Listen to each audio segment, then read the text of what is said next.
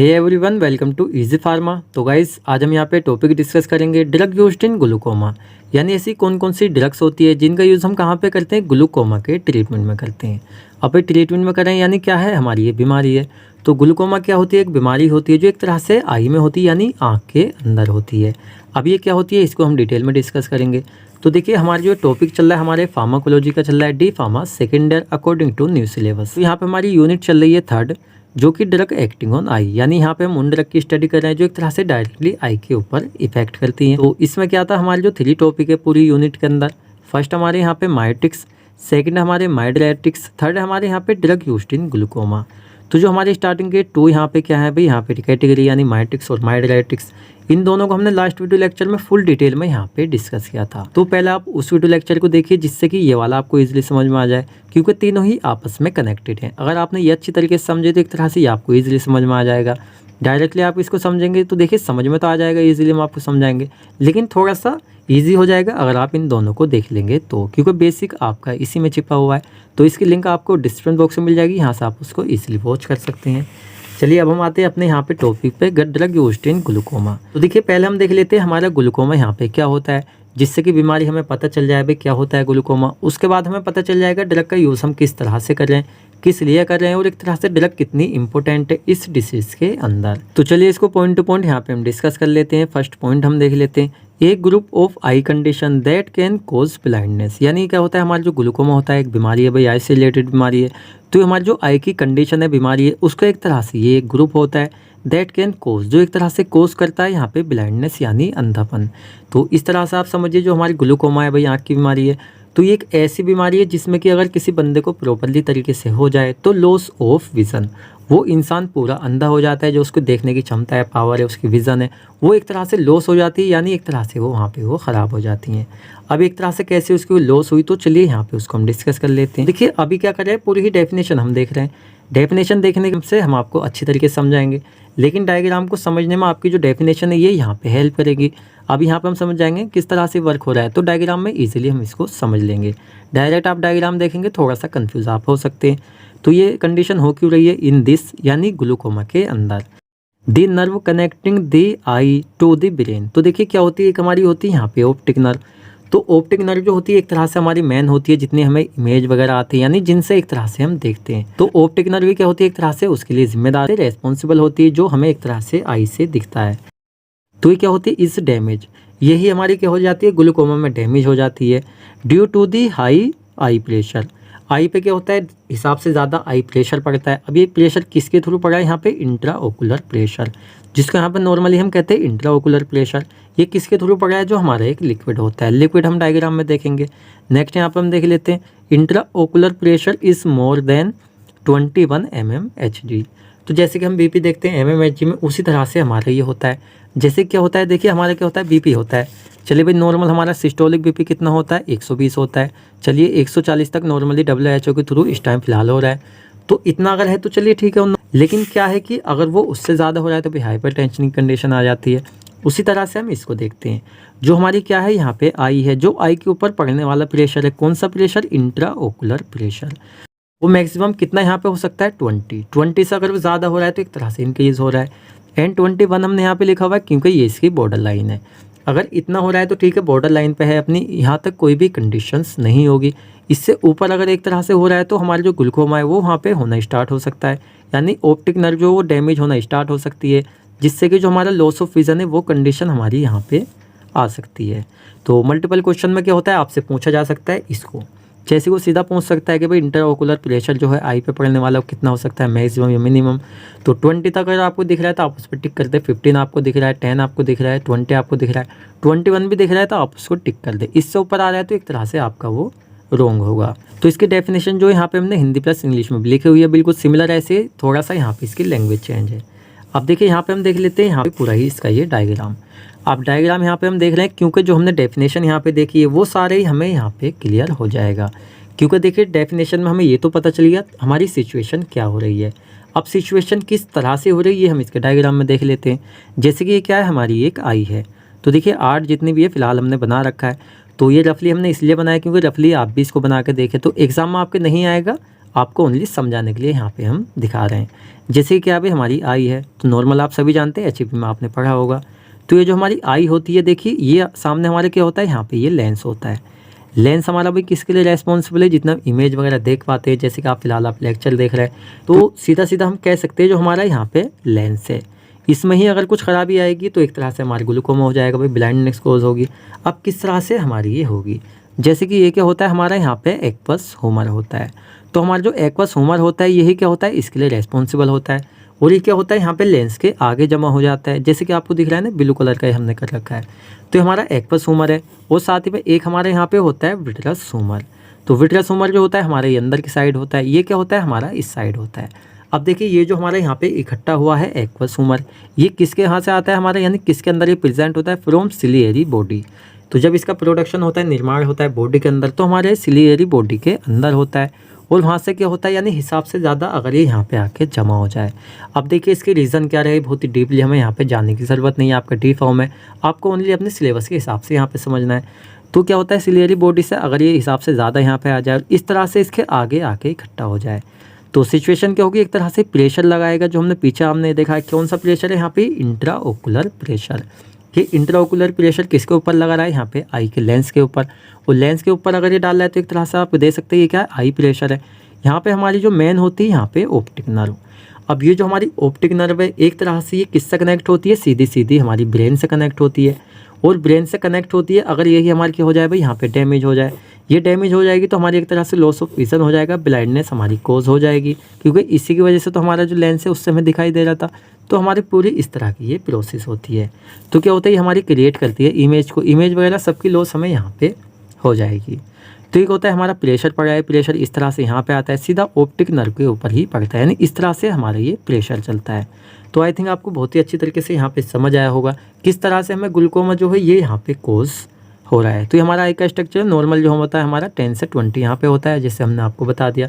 तो इस तरह से आप चाहें तो इस डायग्राम को बना सकते हैं, लेकिन ये इंपॉर्टेंट नहीं है क्योंकि एग्जाम में आपसे ये नहीं पूछा जाएगा। देन चलिए नेक्स्ट यहाँ पे हम देख लेते हैं टाइप्स ऑफ ग्लूकोमा। अब देखिए ग्लूकोमा के कुछ टाइप यहाँ पे हम देखेंगे। नॉर्मली क्या होता है, देखिए स्टेप बाय स्टेप होते हैं, पहले आपको थोड़ा होता है, फिर ज़्यादा होता है, फिर आपको प्रॉपरली हो जाता है। जैसे कि आप स्क्रीन पे देख सकते हैं क्या होता है, हमारी ये ग्लूकोमा कंडीशन है। और एक चीज़ हम आपको और क्लियर कर देते हैं, चलिए यहाँ पे कुछ लोगों को डाउट रहता है और मेनली देखने को मिलता है, अगर आप गूगल पे सर्च करेंगे यहाँ पे किस चीज़ को, ग्लूकोमा को, आप चाहें तो अभी यहाँ पे करके देख सकते हैं, यहाँ पे लेक्चर को रोक के या लेक्चर के बाद आप देख सकते हैं। यहाँ पे सीधा सीधा मीनिंग आएगा यहाँ पे मोतियाबिंद। मोतियाबिंद यहाँ पे खुद गूगल दिखाता है, लेकिन क्या करेंगे अगर आप इसको यहाँ पे इसकी कंडीशन के हिसाब से देखेंगे तो जैसे ही स्क्रीन पर आप देख सकते हैं क्या है, जो फर्स्ट वाली हमारी कंडीशन है नॉर्मल है, सेकंड वाली जो आप देख रहे हैं ये क्या है, हमारा ग्लूकोमा है। ग्लूकोमा में क्या हो रहा है, जो हमारा बीच वाला बिल्कुल कह सकते हैं जो हमारा लेंस होता है, जैसे हमने देखा पपिल, तो वो जो हमारा एक तरह से पूरा ही साइज़ है, हमारा वाइड भी हो सकता है, वो हमारा ब्लैक भी हो सकता है, कहते हैं यहाँ पे ब्लैक मोतियाबिंद भी हम कह देते हैं। लेकिन सीरियसली अगर हम जाने तो मोतियाबिंद हम इसको नहीं कहते क्योंकि डिफरेंट आपको दिख रहा होगा। ये लास्ट वाला जो है ये हमारा मोतियाबिंद है।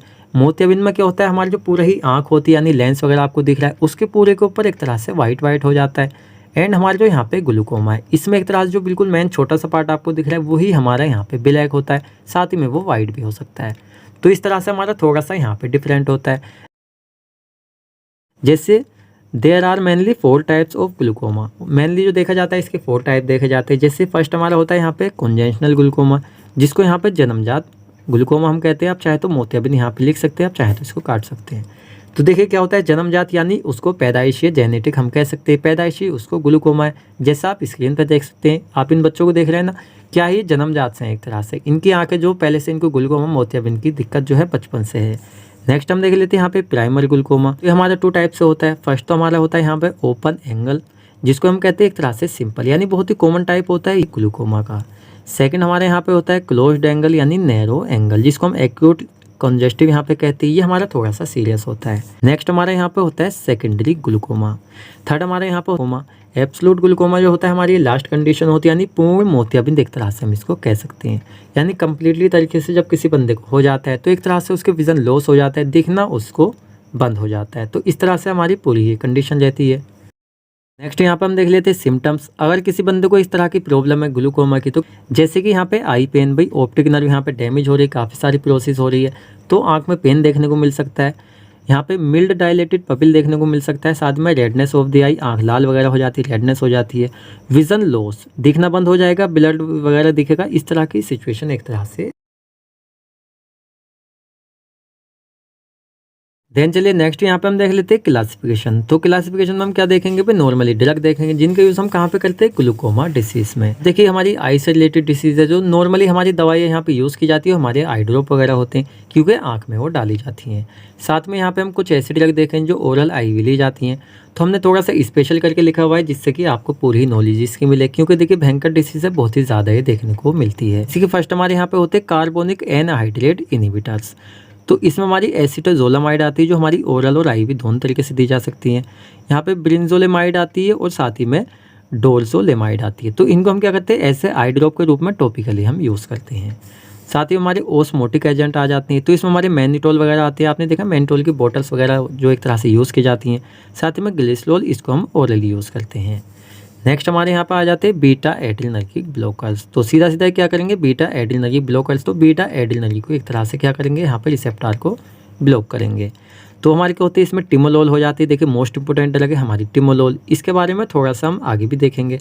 साथ में बिटेक्सिलोल होता है और साथ में क्या होती है हमारी लिवोबुटेनोलोल होती है और साथ ही में कार्टियोलोल। तो ये क्या होती है हमारी टॉपिकल होती है जिनका हम एज ए टॉपिकली यूज़ करते हैं। नेक्स्ट हमारे यहाँ पे प्रोस्टेग्लैंडिन एनाल्जेस होती है जिसमें कि यहाँ पे बिमेट्रोपोस्ट, साथ में यहाँ पे लेटोनेप्रोस्ट, ये हमारे टॉपिकल दिए जाते हैं एज ए आई ड्रॉप की फॉर्म में। साथ ही हमारी मायोटिक्स। अब देखिए फर्स्ट हमने क्या पढ़ा था, मायोटिक्स पढ़ा था। तो हमने पहले आपको बता दिया एक तरह से ये कनेक्टेड है। तो मायोटिक्स वाली ड्रग हमारी क्या करती है, एक तरह से पपील को क्या करती है, वहाँ पे कंस्ट्रक्शन करती हैं। तो अगर कंस्ट्रक्शन हो रहा है पपील में तो एक तरह से हम कह सकते हैं कहीं ना कहीं यहाँ पे ट्रीटमेंट हो रहा है ग्लूकोमा का। जैसे यहाँ पे पिलोकार्पिन हमने वहाँ भी देखी थी, यहाँ पे भी हम देख लेते हैं। टॉपिकली ऐसे आई ड्रॉप की फॉर्म में हम इसका यूज़ करते हैं। नेक्स्ट हम देख लेते हैं यहाँ पे फार्माकोलॉजिकल एक्शन। अब फार्माकोलॉजिकल एक्शन हमारा क्या रहेगा, चलिए इसको पॉइंट टू पॉइंट हम देखेंगे। जैसे कि फर्स्ट यहाँ पे हम कैटेगरी देख रहे हैं कार्बोनिक एनहाइड्रेस इनहिबिटर्स। तो इसमें हम थोड़ा सा देख लेते हैं। जैसे कि this agent act to reduce the intraocular pressure by decrease the formation of aqueous humour. यहाँ पे कॉमन सेंस लगाने वाली बात है, जो हमारी यहाँ पे ये डिसीज है, क्या डिसीज है, ग्लूकोमा है। तो ये हो किस वजह से रही, क्योंकि यहाँ पे जो हमारा एक्वस ह्यूमर है वो यहाँ पे ज़्यादा हो गया है। जितना नॉर्मल से क्या हो रहा है भाई, यहाँ पे प्रेशर पड़ रहा है। कौन सा प्रेशर पड़ रहा है, इंट्राओकुलर प्रेशर पड़ रहा है। तो ये जो हमारा इंट्राओकुलर प्रेशर है इसी को क्या करते भाई, हम कम कर दे, यानी हम इतना कम कर दे जिससे कि हमारे लेंस पे इसका कोई इफेक्ट ही ना पड़े। तो क्या हो जाएगा, हमारी डिसीज ट्रीट हो जाएगी, ये हमें होगी ही नहीं। लेकिन हम यहाँ पे क्या कर सकते हैं, जो हमारा एक्वस ह्यूमर है जहाँ से एक तरह से रिलीज हो रहा है, प्रोडक्शन हो रहा है भाई, उसी को हम ब्लॉक कर दें, या ब्लॉक ना करें, एक तरह से हम इतना कर दें जिससे कि यहाँ पे आता रहे लेकिन एक तरह से सफिशिएंट अमाउंट में। तो दोनों ही तरीके से क्या करते हैं, हम इसको यहाँ पे ट्रीट कर सकते हैं। पहले तो हम इसके प्रोडक्शन को यहाँ पे रोकेंगे, साथ ही में जैसे हमारा सिलियरी बॉडी है इसको। नेक्स्ट हम क्या करेंगे, जो हमारा प्रेशर है उसको अगर हमें कम करना है तो हम क्या करेंगे भाई, ऑप्टिक नर्व को किस तरह से बचाने की सोचेंगे जिससे कि हमारी जो ब्लाइंडनेस वगैरह है वो यहाँ पे कोस ना हो। तो दो ही हमारे तरीके हैं, प्रेशर हम रिड्यूस कर दें या एक तरह से जो हमारा एक्वस ह्यूमर है उसके प्रोडक्शन को वहाँ पे रोक दें। तो ड्रग क्या करती है भाई, यही वर्क करती है, रिड्यूस कर देती है यहाँ पे इंट्राओकुलर प्रेशर को बाय डिक्रीज करके the formation of aqueous humour. जो हमारा एक्वस ह्यूमर है उसकी यहाँ पे फॉर्मेशन है उसको डिक्रीज कर देंगी, जिससे क्या हो जाएगा, ये प्रेशर हमारा ऑटोमेटिकली रिड्यूस हो जाएगा। नेक्स्ट यहाँ पे हम देख लेते हैं बीटा एड्रेनर्जिक ब्लॉकर्स। ये इसमें हम वाइडली यूज़ करते हैं टिमोलोल को, साथ में रिड्यूस कर देते हैं यहाँ पे production of aqueous humour from the ciliary body. तो देखिए सिलियरी बॉडीज क्या होता है, यहाँ पे एक्वस ह्यूमर का प्रोडक्शन होता है, उससे इसके प्रोडक्शन को हम कर देंगे, प्रेशर ऑटोमेटिकली कम हो जाएगा। साथ में reduce the blood pressure, heart rate and treat headache. तो क्या होता है, एक तरह से ब्लड प्रेशर को यहाँ पे क्या करने में, रिड्यूस करने में, हार्ट रेट को रिड्यूस करने में और ट्रीट हेडेक, इसमें भी क्या करते हैं, यहाँ पे हम beta adrenergic blockers like timolol का यूज़ करते हैं। क्यों, देन चलिए नेक्स्ट यहाँ पे हम देख लेते हैं डोज। अब डोज किस तरह से हम देते हैं, तो जो हमारा टिमोलोल होता है भाई इफेक्टिव ड्रग है, तो 0.25 से लेकर 0.5% तक क्या देते हैं, 1 ड्रॉप देते हैं इसकी बीटी, 2 ड्रॉप, 1 ड्रॉप सुबह 1 ड्रॉप शाम, इस तरह से हम इसको दे देते हैं। नेक्स्ट हम देख लेते हैं यहाँ पे ब्रूमोनाइडाइन। तो हमारे 0.2% में बीटी सुबह शाम यूज़ होता है एज आई ड्रॉप।